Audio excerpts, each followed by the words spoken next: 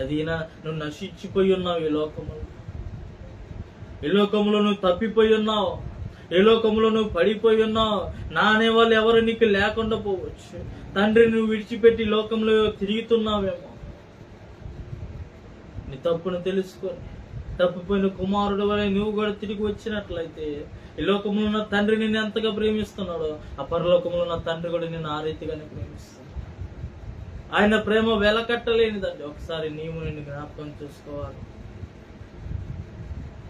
ఎవరైతే ఆ తండ్రి కుమారుని ప్రేమిస్తాడో ఆ కుమారుడు తప్పు చేస్తే అంట అతన్ని దండిస్తాడంట, అతన్ని శిక్షిస్తాడంట. ఎందుకు? మరలా పాపంలో పడకూడదని చెప్పి, మరలా తప్పుల త్రోవలో వెళ్ళకూడదని చెప్పి, ఆ భయంకరమైన ఊబిలో మరి వెళ్ళకూడదని చెప్పి విని సరి చేసుకుని